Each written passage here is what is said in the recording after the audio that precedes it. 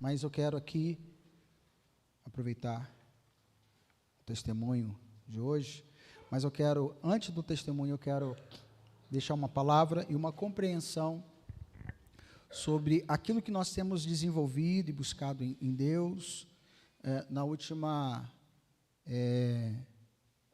semana de oração, eu falei que nós precisamos experimentar e viver o extraordinário de Deus, coisas sobrenaturais. E hoje eu estava vendo um trecho de um debate, onde um pastor refutando outro pastor, dizendo que os milagres hoje não existem. E meio que desdenhando, sabe? Deus, ele pode curar o câncer, mas também pode curar uma dor lombar. Deus pode recuperar o tendão do ombro.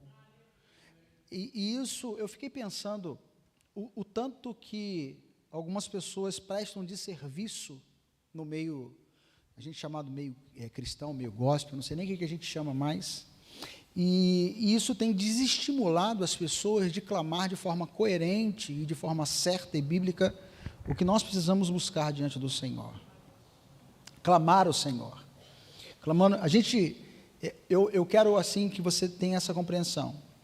Se nós tivéssemos colocado, e é até estranho, numa semana de oração, a gente não entender o que Deus está requerendo de nós. Numa semana de oração, ou com uma vida, uma prática de oração, o que mais Deus quer é te ensinar a colocar e depositar totalmente a sua confiança nele. E para isso acontecer, você precisa colocar em prática a fé. E Jesus diz que se você tiver a fé de um tipo, uma qualidade da semente de um grão de mostarda, você vai fazer coisas extraordinárias. Foi isso que ele deixou.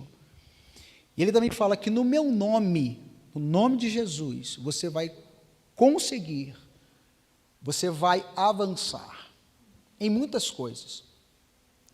E vindo para a igreja agora, eu fiquei pensando muito como que nós temos vivido essa vida de milagre, essa vida de busca, essa vida de entrega, essa vida cristã que nós estamos vivendo.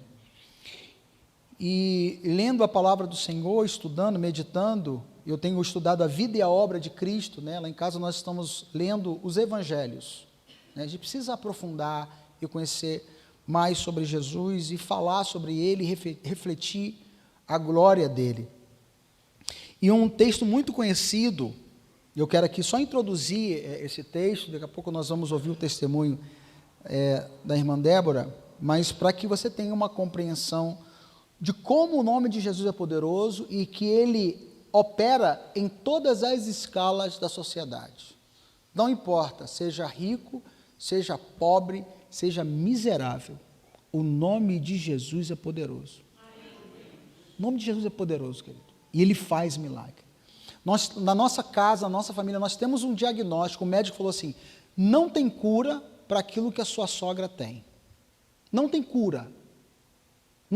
E quando fala que não tem cura, o crente precisa entender que nós somos desafiados a acreditar mais do que nunca no Senhor.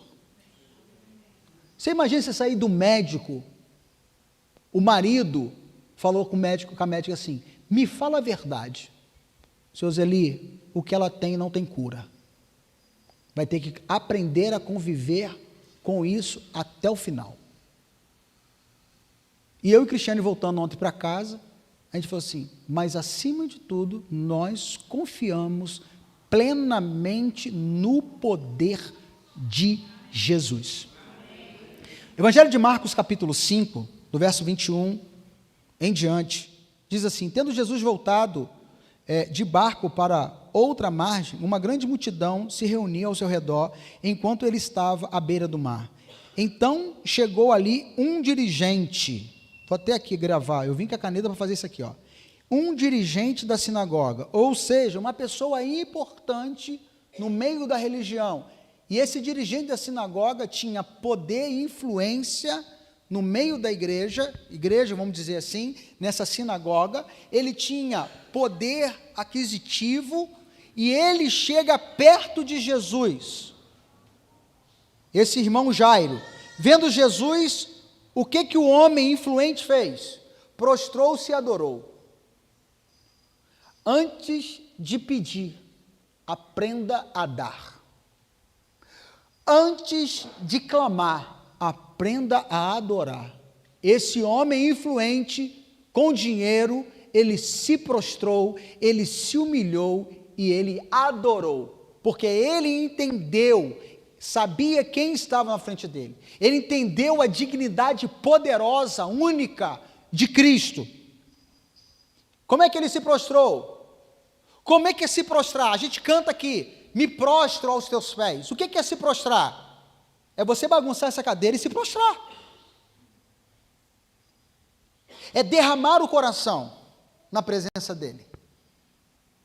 É isso que nós precisamos reaprender. A gente está clamando muito, esquecendo de adorar. Estamos pedindo muito, esquecendo de prostrar o coração. Rasgar o coração, como diz lá em Joel. E ele implorou, preste atenção, ele se prostra e implora, instintivamente, ele grita, ele pede, por favor, me ajuda. Me ajuda. A minha filha está o quê? Está o quê? Morrendo, presta atenção. Jesus se depara primeiramente com um clamor. Ele estava diante de quê? Da morte. De uma notícia que tinha chegado. Uma notícia de morte, está morrendo. Vem, por favor, imponham suas mãos sobre ela, para que ela seja o quê? Curada. E que? Curada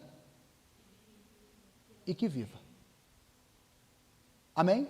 Amém. Então, nós precisamos aprender a curvar o nosso coração e colocar a nossa dependência exclusivamente no Senhor. Clamar até que aconteça. E saber pedir. Aquele homem foi o quê?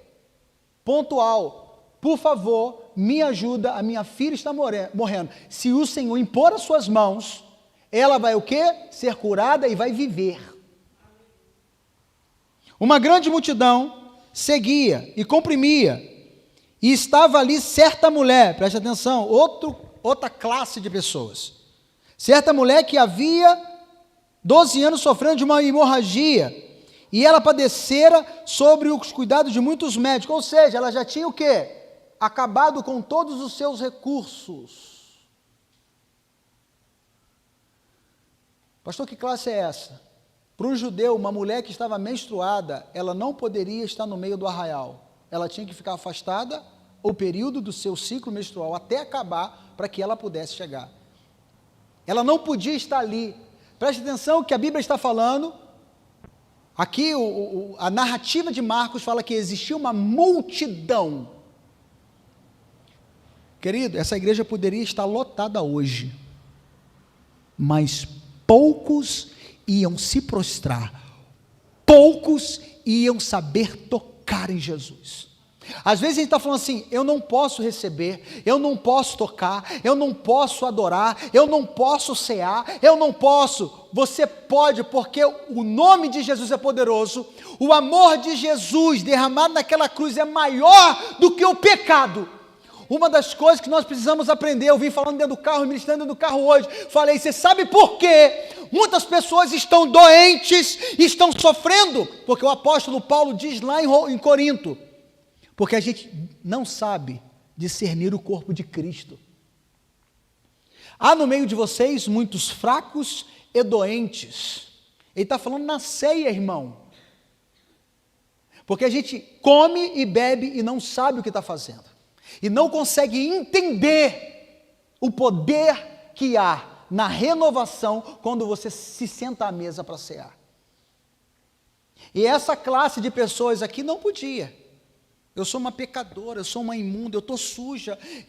Há tantos anos aqui, eu estou aqui há 12 anos sofrendo de uma hemorragia. Pensa você. Para uma mulher já é ruim o ciclo que ela fica.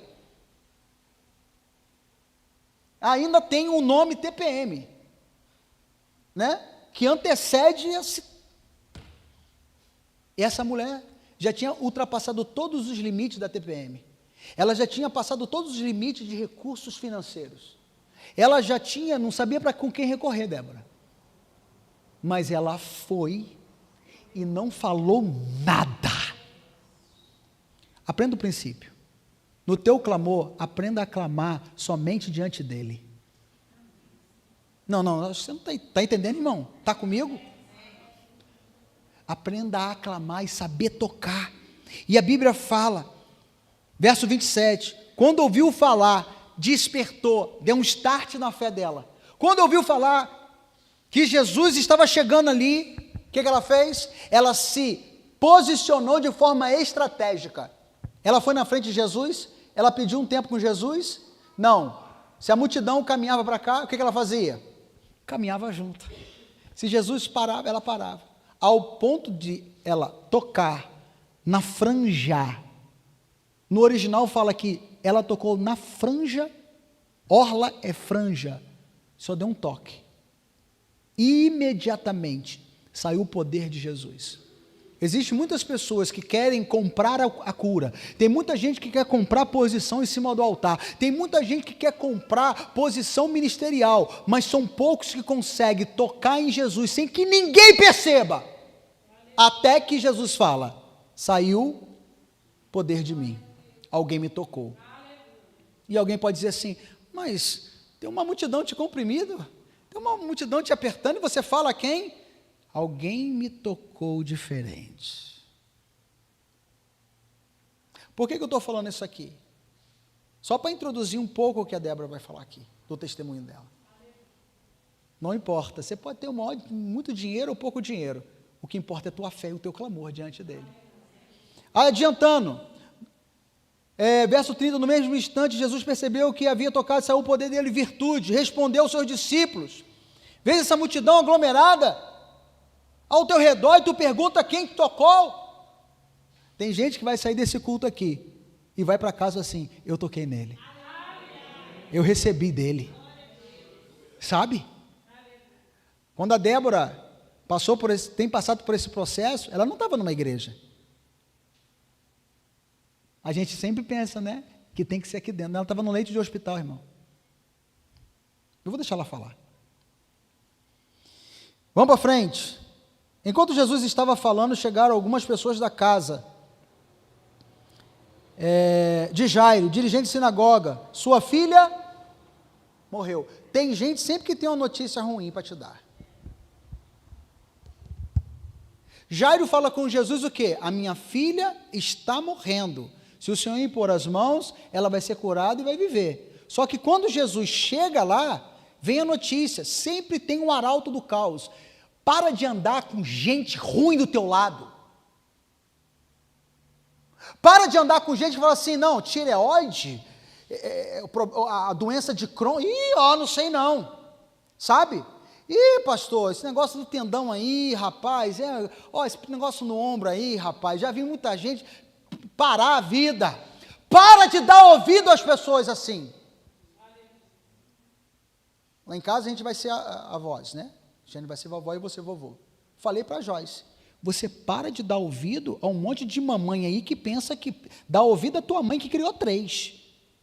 Dá ouvido à tua sogra, que está criando um e já criou, ainda criou outro também, né? Dê ouvido às pessoas certas, que vai gerar e impulsionar a fé em você. Amém, irmão? Amém. Então, e Jesus entrou naquela casa, aí você vai ver aqui, eu não vou ler tudo para não perder tempo. Jesus faz o quê? Tira todo mundo. Ei, aprenda um princípio. Tem gente que vai ter que sair da tua vida. Não, você não entendeu. É essa pessoa que você pensou agora, vai ter que sair da tua vida. A gente pensa logo quem? É essa que você pensou. Vai ter que sair da tua vida para o milagre chegar. Porque quando Jesus chega na casa de Jairo, ele fala o quê? Chega a notícia, ele fala o quê? Sai todo mundo. Tinha as carpinteiras lá que estavam chorando. Morreu, acabou, morreu. Eu estava cantando aqui no início do culto. É só esperar acontecer. É só continuar e não deixar que as lágrimas embacem o olhar. Você pode até chorar. Você pode até reclamar da dor, mas não desconfia daquilo que Deus pode fazer. Porque existe um clamor quando você se prostra, existe uma movimentação para você tocar, existem pessoas que vão ter que sair da sua vida, existem pessoas, sabe, que fica falando no teu ouvido, que vai ter que parar de falar e vai ter que sair da tua vida. Amém, querido? Amém? Aí sai todo mundo, e Jesus chama quem? Pedro, João, chega para perto que eu vou ensinar vocês que lá na frente vocês vão ter que fazer a mesma coisa. E quando Pedro está na frente, lá em Atos dos Apóstolos, chega na casa de Dorcas, ele faz a mesma coisa que aprendeu com Jesus. O que você recebe, você aprende para ministrar na vida de outras pessoas. Não é para você dar um glória a Deus de crente. Se você está entendendo essa palavra aqui, essa introdução. Sai todo mundo. Talita cume, menina, eu te ordeno, levanta agora. E ela levanta. Não, isso aí é para a gente dar glória, era para a gente ficar uma semana dando glória, porque esse Jesus que fez esse milagre, é esse Jesus que você cantou aqui agora, é esse Jesus que você está clamando todos os dias, é esse Jesus que você fala assim, vai comigo na estrada, é esse Jesus que você se levanta e fala assim, Senhor, eu consagro esse dia para o Senhor. Amém? Vem cá, Débora. Aleluia. Estenda sua mão para cá, querido. Vamos orar. Eu acho que é a primeira vez, né, Débora? Depois de tanto tempo, está na plataforma. Glória a Deus. Começa a orar, querido. Deus, em nome de Jesus, Pai. Está aqui a Débora. Como nós temos falado, ela é um testemunho vivo. Obrigado, Senhor. E que tudo que ela for falar e ministrar aqui, possa gerar fé. Que possa nos ensinar a entender o significado de se prostrar e clamar, de saber o momento certo de tocar no Senhor, de entender que pessoas saem da nossa vida e que o Senhor dá uma ordem, levanta, você está viva. Muito obrigado, Senhor. A Ti toda a honra e toda a glória. Amém e amém. A paz, irmãos. Estou muito feliz de estar aqui. E eu sabia que esse dia ia chegar. Quinta-feira eu fiquei até... Achei engraçado que eu fui na casa de uma pessoa para buscar uma camisa. E chegando lá, ela estava contando o testemunho dela para mim. E me perguntou, você já contou o seu testemunho na igreja? Aí eu falei assim, ainda não, nem sei o que eu vou fazer, porque tem tanta coisa para falar, que como eu vou resumir isso tudo? E estou aqui. De 8 folhas de caderno foi para 4, de 4 foi para 2, e de 2 folhas deve sair alguma coisa.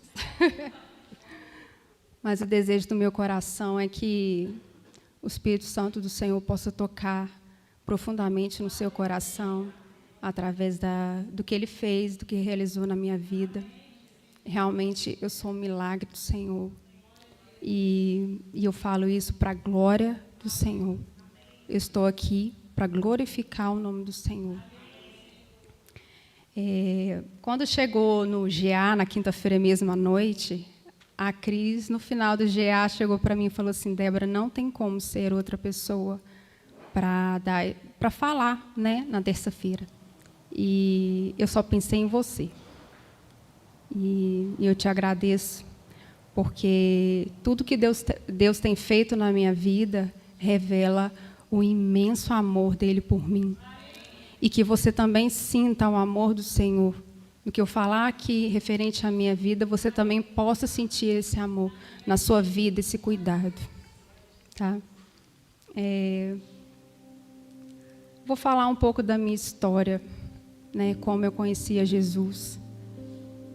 Eu, quando criança, nós fomos levados à escola bíblica dominical, na primeira igreja presbiteriana de Una, por uma mulher. Eu creio que alguns de vocês devem conhecer a Neuzeli, esposa do Carlinho, da papelaria Robote, antiga papelaria Robote. Os meus pais não são cristãos, e ela ia todos os domingos lá pegar eu e minhas 2 irmãs, criancinha, e levar para a escola bíblica dominical. Então, eu acho importantíssimo os pais trazerem os seus filhos para a igreja, ensinar no caminho, porque eu creio que o Deus que eu conheço hoje começou lá através da vida dessa mulher. E assim como ela fez, eu quero um dia fazer também. Eu penso nisso. Se eu tiver um vizinho que ele não vá na igreja, mas olha as crianças, o que você pode transformar. Ela não só transformou a minha vida, a vida das minhas irmãs, como ela transformou gerações. Os meus filhos todos na presença do Senhor, meus netos, e assim as minhas irmãs já têm netos também. Então são gerações a partir da vida dela que se dispôs a levar as crianças para a igreja. Então, na adolescência eu não consegui firmar na igreja. Eu ia na igreja às vezes, voltava, ia para o mundo porque os meus pais iam para a festa e tudo mais. E eu só voltava para a igreja quando a minha irmã e meu cunhado vinham de férias para Iuna, porque ele fazia seminário em Belo Horizonte. E aí, quando eles passavam as férias na casa dos meus pais, eles iam conversar comigo sobre Deus. Está indo na igreja? Como é que está o relacionamento com Deus? E eu sempre tinha muito medo de ir para o inferno. Eu ia para a igreja com medo de ir para o inferno. O meu único motivo era esse, eu não queria ir para o inferno. Então era assim, todas as férias eu ia para a igreja. A minha irmã ia embora, eu saía da igreja e fazia as coisas do mundo. Então, com 19 anos, eu tive uma desilusão amorosa, resolvi ir para os caminhos do Senhor, para a igreja. Me batizei nessa igreja presbiteriana mesmo, em Iuna, e vivi ali longos anos, trabalhando para a obra do Senhor. Um período o Emerson esteve lá conosco, e foi um momento assim que eu conheci o Senhor de verdade, e eu quero te honrar. Por tudo que você fez naquele período, nós aprendemos muito com você, do que é ser uma verdadeira adoradora.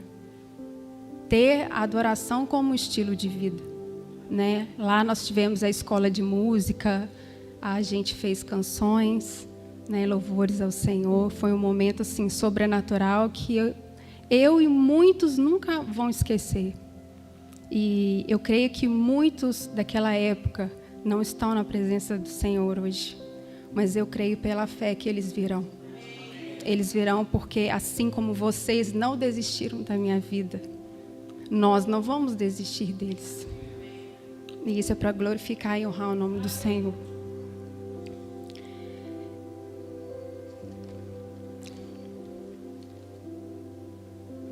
No final de 2017, eu me deparei com um divórcio e com uma criança de 3 anos e me senti sozinha. Eu tive que voltar para a casa dos meus pais e foi um momento muito difícil para mim, onde eu me vi desamparada e com muita vergonha de voltar para a igreja e não ter mais a minha família ali. Então foi o período onde eu abandonei o Senhor. Foi uma coisa que hoje eu me arrependo muito de ter feito, porque Deus não tinha nada a ver com as minhas escolhas erradas. Mas eu acabei saindo da igreja. Foi o período que eu fiquei fora 4 anos. E ali eu fiz amizades, né? Tudo de bom que o mundo acha que tem nos oferecer. E eu me senti feliz por um período ali naquele meio. Comecei um relacionamento e ele se estendeu por alguns anos. E ao passar dos anos, o Espírito Santo de Deus começou a me incomodar novamente. Porque não era isso que eu queria para mim. Eu sempre quis ter família, viver para as coisas do Senhor. Só isso que eu queria, para a minha vida. Mas eu já me via dentro de um relacionamento onde a pessoa não tinha o mesmo estilo de vida que eu queria para mim, né? De uma outra religião, a cultura, a família, então era totalmente o contrário do que eu queria. E o Espírito Santo de Deus continuou a me incomodar e tocar muito forte sobre a questão de criação do meu filho. Ele já estava para 8, 9, 10 anos e eu pensei, eu não estou criando no caminho. Daqui a pouco ele não vai me ouvir mais. E o que eu vou fazer? eu vou sair para as festas para buscar meu filho, mas eu estava lá no meio. Então, que exemplo eu estava dando para meu filho? Isso começou a queimar no meu coração e eu chorava todos os dias. E eu comecei a buscar o Senhor, mesmo fora da igreja, mesmo no erro, mesmo no pecado. Eu comecei a clamar ao Senhor, porque eu não queria aquela vida, mas eu também não conseguia sair de lá. Eu amava o meu namorado, eu amava as pessoas que eu estava com eles, eu amava sair para a festa, eu amava aquilo tudo, mas não era o futuro que eu queria nem para mim, nem para o meu filho. Então eu falei, Deus, me tira daqui, porque eu não consigo sair com as minhas pernas. Eu sei que eu fiz escolhas, estou colhendo as consequências dela, mas eu preciso de ajuda. Se o Senhor não fizer alguma coisa por mim, eu não sei o que eu vou fazer. Foi então que o Senhor teve o jeito dele de trabalhar. Para chamar cada um de nós, ele trabalha de uma forma diferente. Foi então que começou a aparecer umas manchas na minha perna. Pode botar a primeira foto. Eu atrapalho vocês?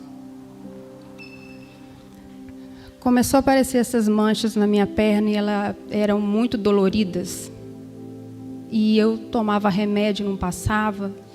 Tanto que eu fui no médico, ele achou que era uma outra doença e começou a tratar. Saía de um antibiótico para outro e ela não desaparecia. Às vezes amenizava e depois eu descobri que com corticoide ela sumia, que era um anti-inflamatório mais forte. Mas qualquer queda de imunidade, ela voltava. E aí ela voltava no joelho, no braço e foi espalhando pelo meu corpo. Nesse mesmo tempo dessas manchas, eu tinha muita foliculite na virilha. Dessa foliculite, ela se estendeu e ficou uma ferida de 10 centímetros. Pode colocar a próxima. Uma ferida que ficou aberta durante um ano, com 10 centímetros, e ela merejava aquela secreção. Eu tinha que fazer curativo 3 vezes ao dia. Então, além das dores com aquelas manchas, eu tinha dificuldade para andar. Eu não tinha como, eu sentia só dor todos os dias. E eu chorava porque nenhum médico conseguia descobrir por que essa ferida não fechava e por que essas manchas não sumiam. Ninguém conseguia descobrir. Durante esse um ano, eu gastei tudo que eu tinha com o médico. No SUS era tudo muito demorado. Não tinha como. Então, esse foi um período de um ano. Quando estava findando esse ano, tem uma outra foto depois disso ou é um vídeo? É foto? Não, pode deixar a anterior. Pode tirar. O que aconteceu? Quando completou um ano dessas feridas no meu corpo, um dia eu fui para o trabalho e senti uma dor muito forte no pé da barriga, que eu tive que me prostrar, que eu tive que me jogar no chão. Eu liguei pedindo ajuda. Eu fui para o hospital e lá tive que fazer um exame, abdômen total, e eles não conseguiram ver que a minha apêndice estava alterada. O médico não conseguiu ver no exame que ela estava alterada, e lá dava que ela estava alterada. Eu fiquei internada por uma semana. Esse exame passou na mão de 5 médicos, nenhum viu que estava alterada. Durante essa semana, a apêndice estourou. E Deus poupou a minha vida ainda. A minha barriga só crescia de secreção e fezes espalhada na minha barriga toda, que só fomos descobrir depois, quando abriu. Eu não comi, durante essa semana, não tinha jeito, e vomitava só aquela secreção verde, que eu acho que é a bilis, E no findar dessa semana, eu fiz um outro abdômen total e o médico ficou apavorado. Corre com ela, porque eu não sei como é que essa menina está viva. Ela está com a apêndice esporada e ela está toda cheia de fezes, espalhado na barriga dela, tudo, infecção. No outro dia eu fui para Guaçuí para tentar salvar a minha vida. Chegando lá, eu fui para um quarto para me vestir, para preparar, né, para a cirurgia. E o médico entrou. Quando entrou, era um médico conhecido meu. Eu pensei, estou em boas mãos, está tudo bem, estou salva.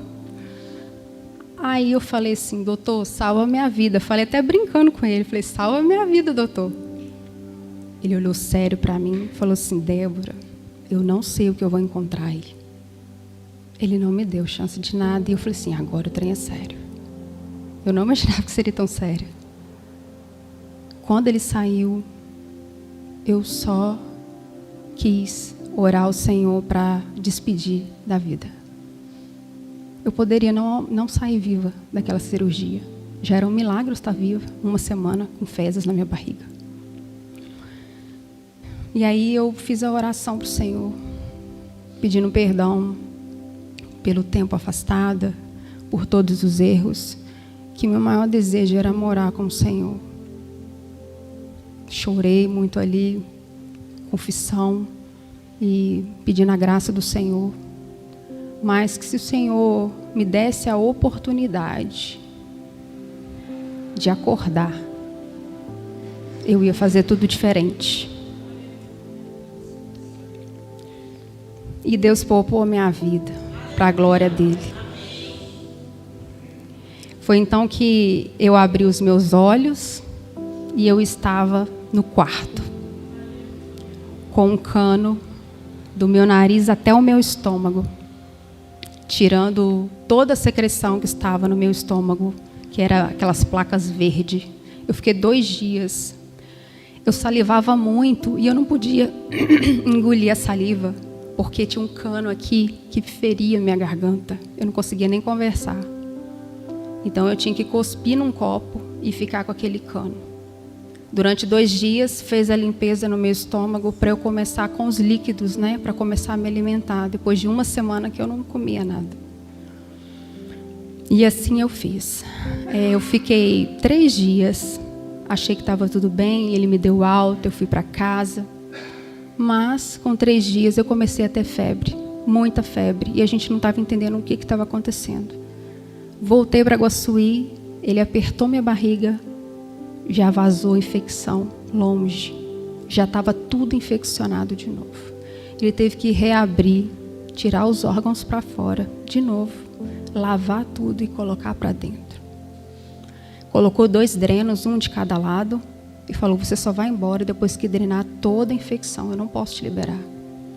E isso foi longos 15 dias, intermináveis dias, com muita dor, dreno, e o tempo todo, Deus está comigo.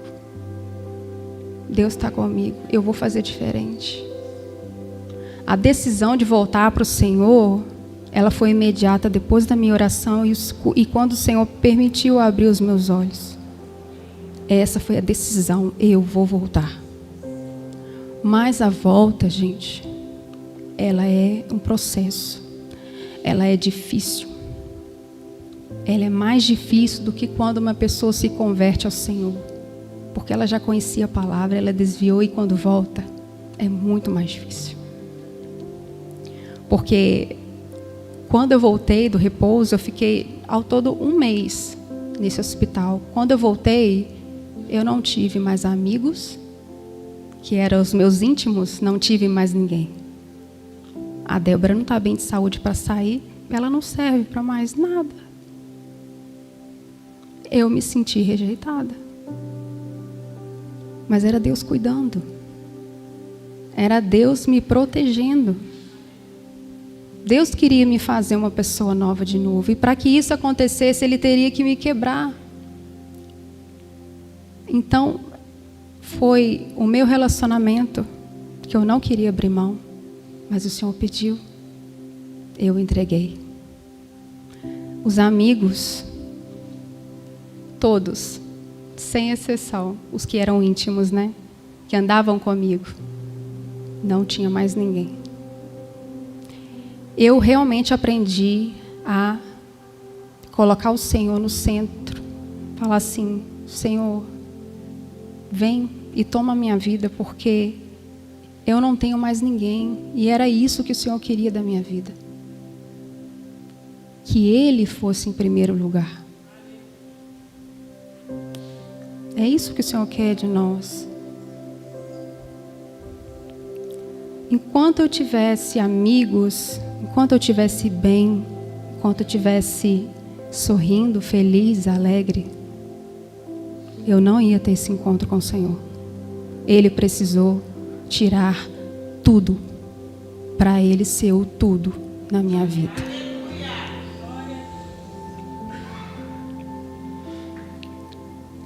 Eu também quero honrar mais uma vez a vida do pastor Emerson e da pastora Cristiane, porque eles fizeram uma visita para mim lá em Guaçuí, quando eu estava nesse estado. E eu quero dizer como foi importante a presença de vocês lá, como isso tocou profundamente na minha vida e transformou a minha vida pela presença de vocês. São pessoas queridas, amadas. E eu sei que em nenhum momento vocês desistiram de mim. Eu sempre, mesmo fora da presença de Deus, sempre estive nas orações de vocês. Então, por isso que eu falo para vocês, igreja, orem por aqueles que não estão aqui. Eles precisam da nossa oração. Eu fui resgatada porque amigos oraram por mim. Amigos não desistiram da minha vida. E eu também não vou desistir por aqueles que eu sei que estão lá, que são meus amigos. Pode passar o primeiro vídeo, fazendo favor.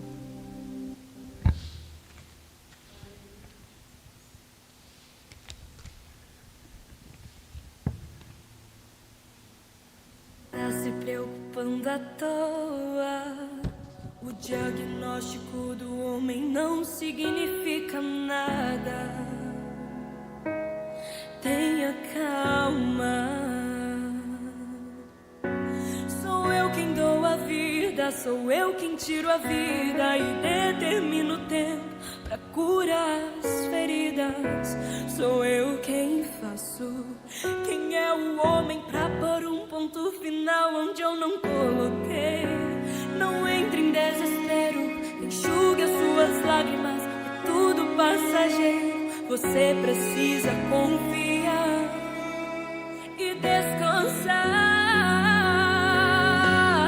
Descansa, quem te prometeu garante.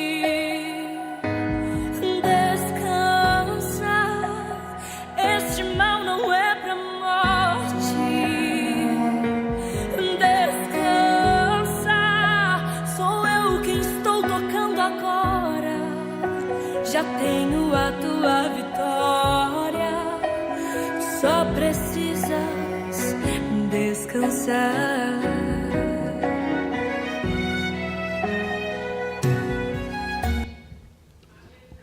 Essa foto aí, por último, com os meus pais, foi o meu aniversário que aconteceu logo assim, que eu cheguei em casa de recuperação, tive meu aniversário e vocês podem ver a felicidade dos meus pais estando em casa novamente.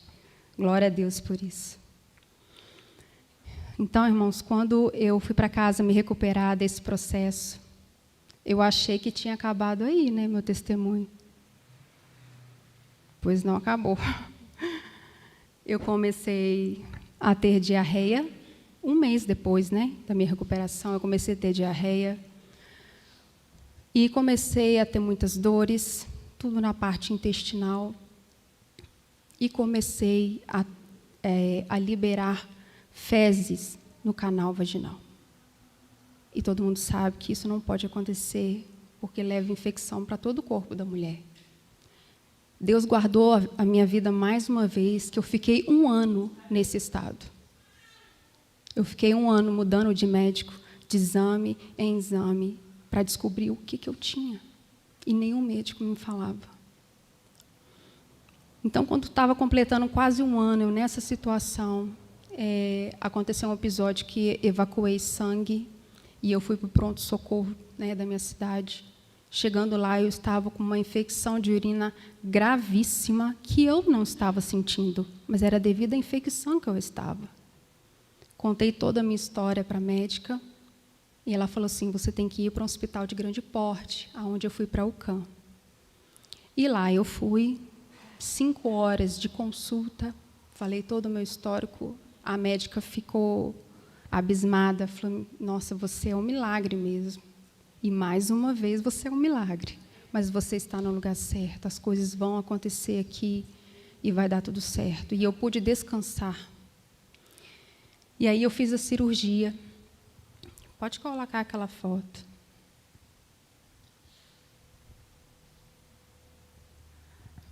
Eu sei que é um pouco forte, irmãos, mas esse é o meu intestino agora. É onde saem as fezes, né, na bolsinha aqui na frente. Ali a cirurgia, né, do lado direito em cima, foi quando eu fiz a cirurgia, só que ela inflamou. E eu passei 20 dias cuidando dela inflamada, indo no hospital. Uma dor terrível, terrível. Eu fiquei quase 2 meses em Vitória para tratar desse estômago. E ali ele já cicatrizado, parecendo um coração, tá vendo? Hoje já estou adaptada, graças a Deus. Mas eu estive lá e vi como Deus foi maravilhoso. Eu fiquei 15 dias internada. Passei muitas coisas, mas em todo o tempo o Senhor estava me dando paz.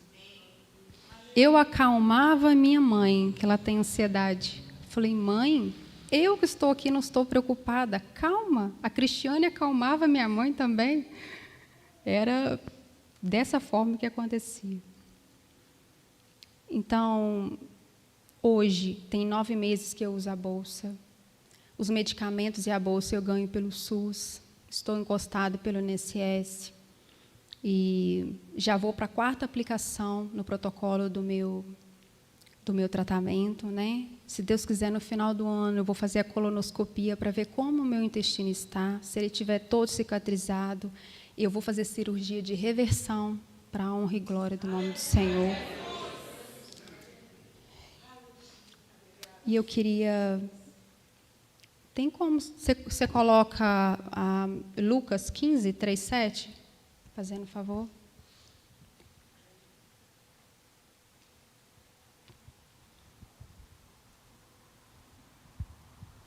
E ele lhes propôs esta parábola, dizendo: Que homem dentre vós, tendo 100 ovelhas e perdendo uma delas, não deixa no deserto as 99 e não vai após a perdida até que venha achá-la?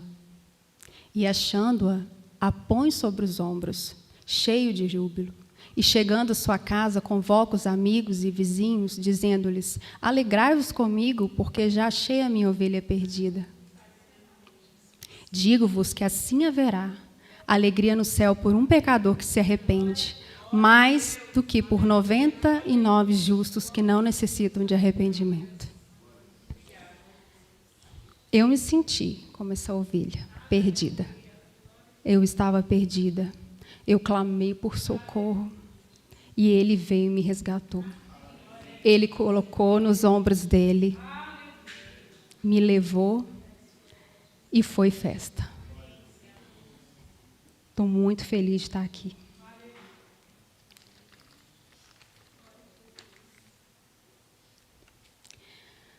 Vocês já pararam para refletir que todos nós,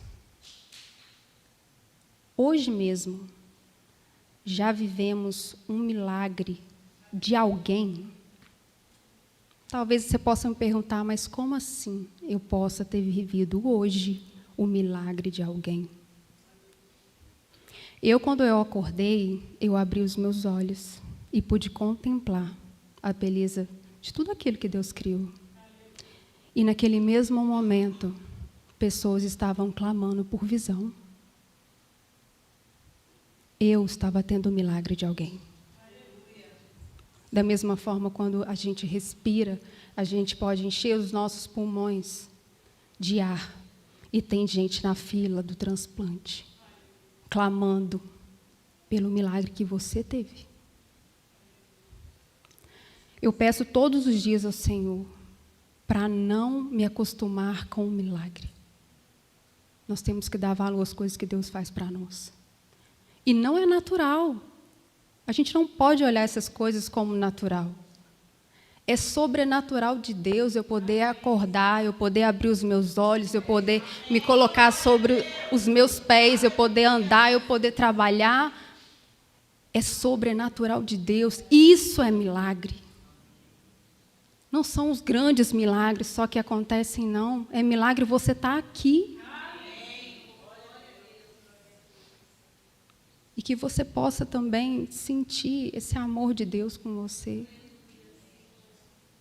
Esse amor, esse grande amor.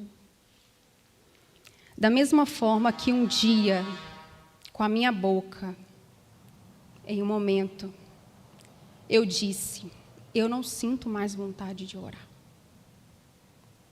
Eu não me vejo mais cantando louvores na igreja.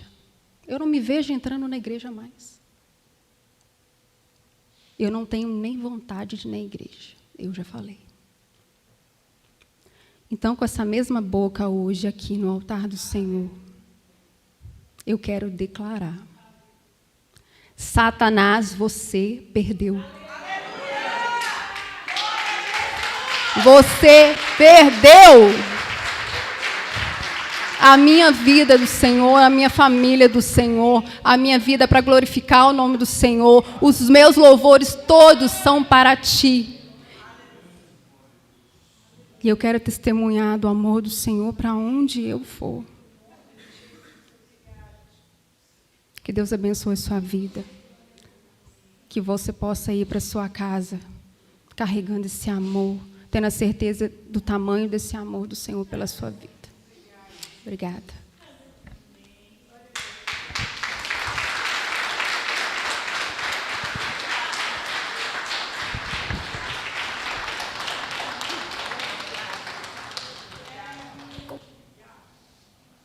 Que diremos, pois?